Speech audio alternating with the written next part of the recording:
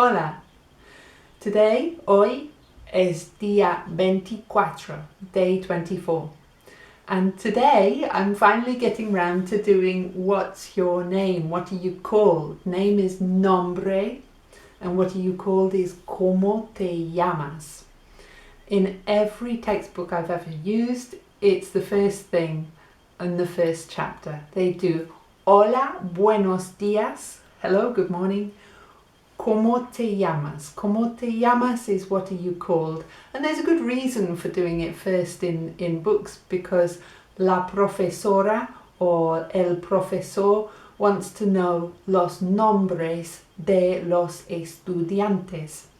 I haven't had to memorizar tus nombres, so I didn't need to do como te llamas first of all. Como te llamas is what are you called? And me llamo Ruth is I'm called Ruth. But the textbooks give a little bit of a false impression that the most important thing that you can say is como te llamas. Or if we're talking politely, como se llama. That's the formal way. So como se llama or como te llamas. But I played around with la idea un poco. And I thought about a world. A world is un mundo, where in every interacción we would ask for someone's name. So we go to el bar and we don't just say hola, quiero un zumo de naranja. We say hola, ¿cómo se llama? What's your name? ¿Cómo se llama? What are you called? And then, me llamo Ruth. Y quiero un zumo de naranja. O en un café. Oh, hola, perdón, ¿cómo se llama?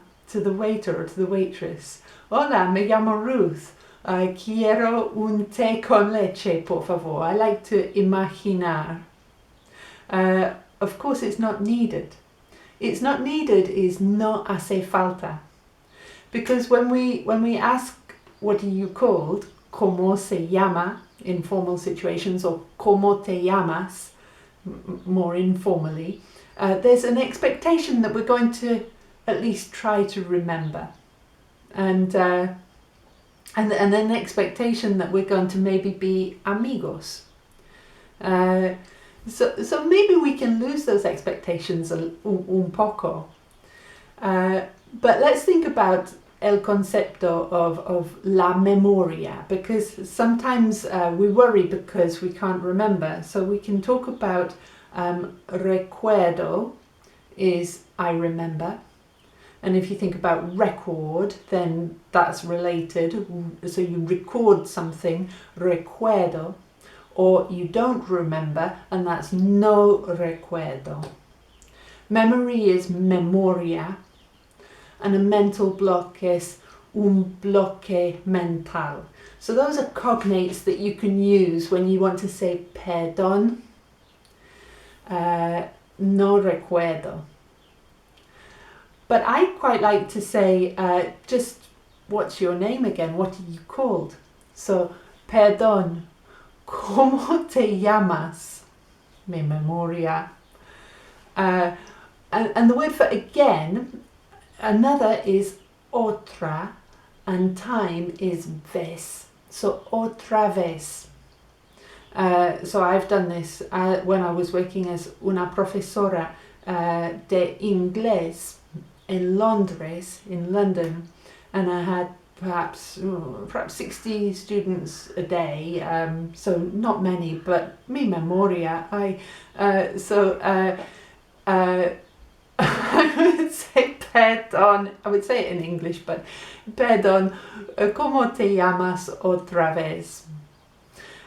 So the key for me is not to be embarrassed. And a little a word of caution about the word embarrassed. The word embarrassed in Espanol is avergonzada.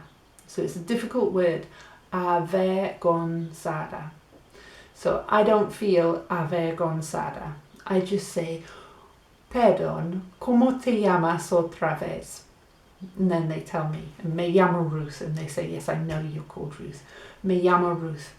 Perdón. Avergonzada. ¿Cómo te llamas otra vez? So my word of caution about the word embarrassed, so you don't say, oh, soy un poco embarazada, because that means I'm a little bit pregnant. So don't stay away from embarazada, unless that's what you're talking about, and stick with avergonzada if you want to say that. But why?